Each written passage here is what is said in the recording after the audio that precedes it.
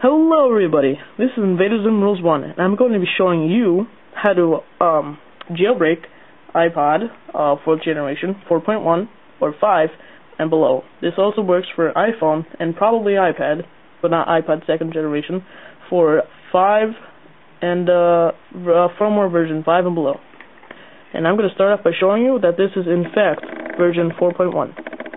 So I'm just going to go to Settings, General, About, scroll down, and down here it should say 4.1 8B118. Model version MC544LL.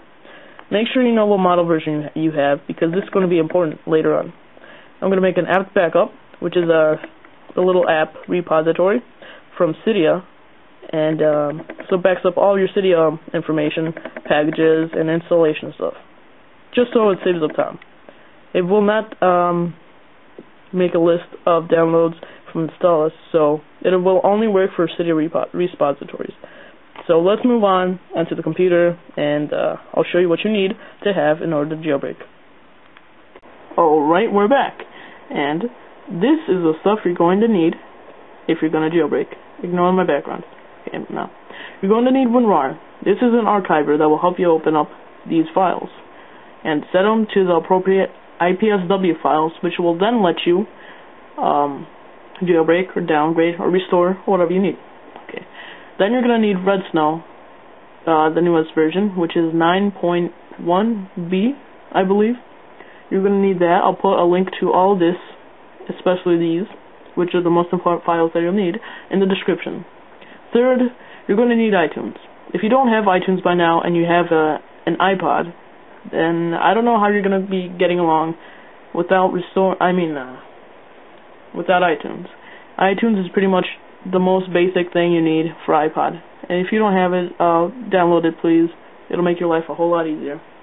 Lastly, you're going to want to need the firmware files, the custom firmware files from the website Felix Bruns. These firmware files are probably what will help you jailbreak. It is the file that will help you jailbreak.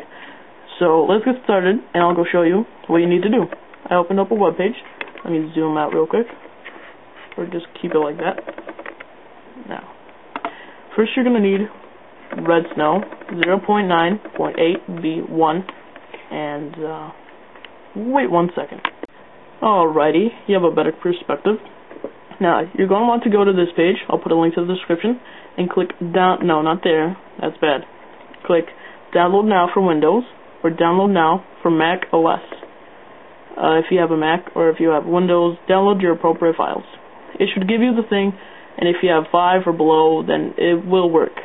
It works for iPod Touch 3G, iPod Touch 4G, iPad 1, iPhone 3GS, iPhone 4 GSM, and iPhone 4 CDMA. Don't know what that means, but yeah. This is also tethered, which means that you're going to need to connect it to your computer on each reboot. That's the only downside. I will make another video on how to have an untethered jailbreak. Jailbreak.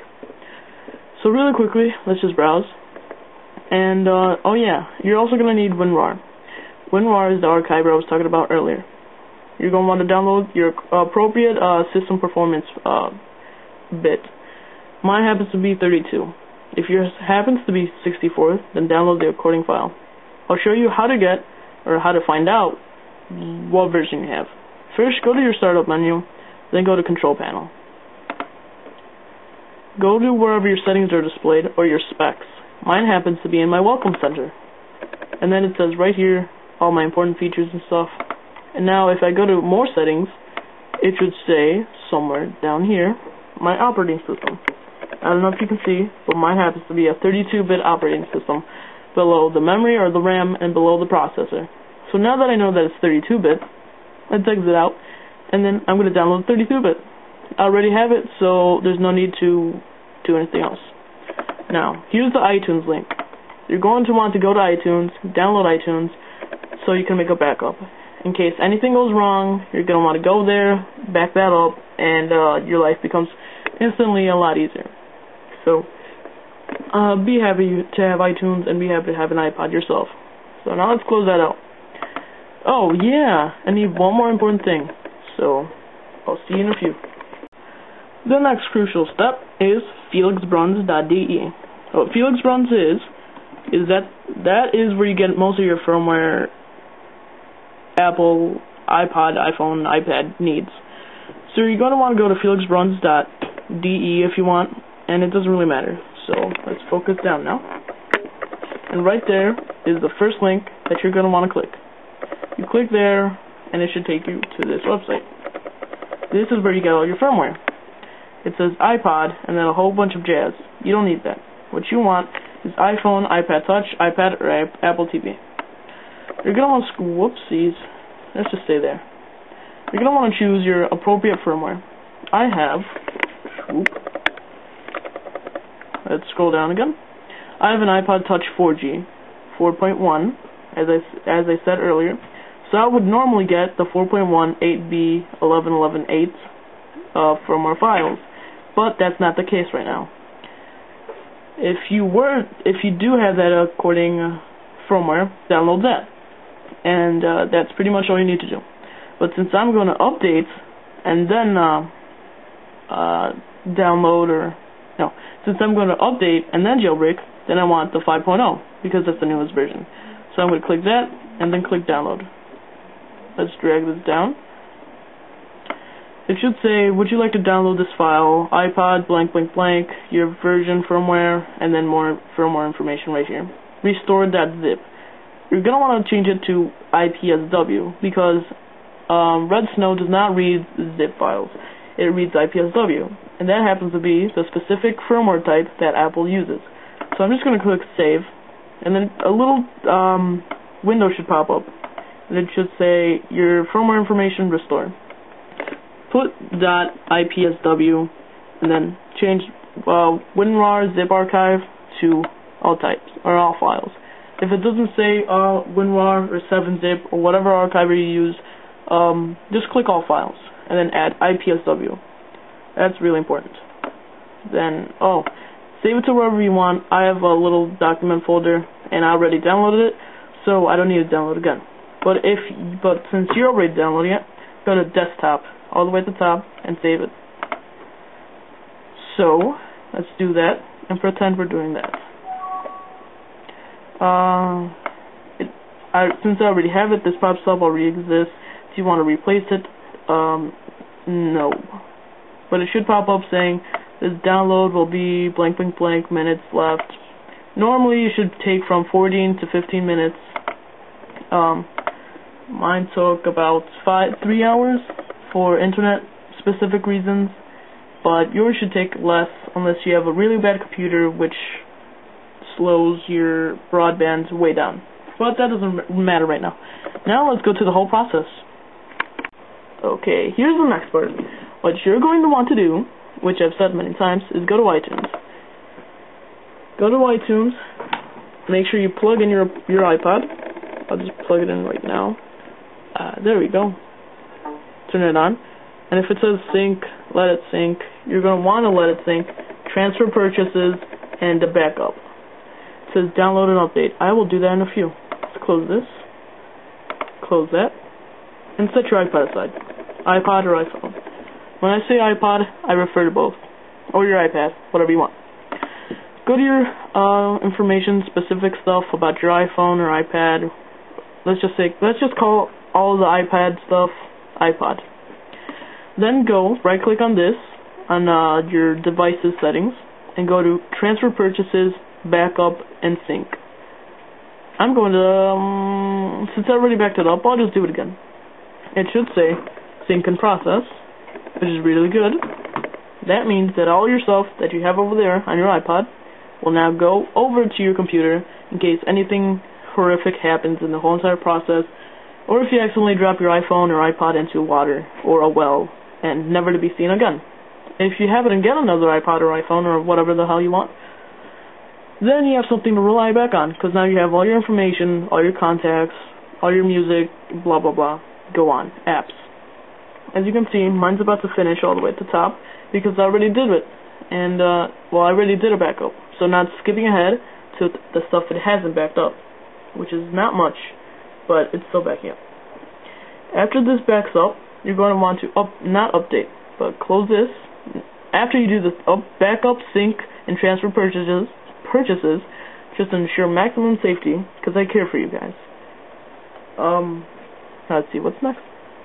Oh yeah, I'm going to update so I can turn to 5.0, and I know it'll become tethered for me, but it won't be for you guys. If it's 5.0 for you, then yours will be tethered. If it's not, and if it's lower, it'll be untethered. So lucky you.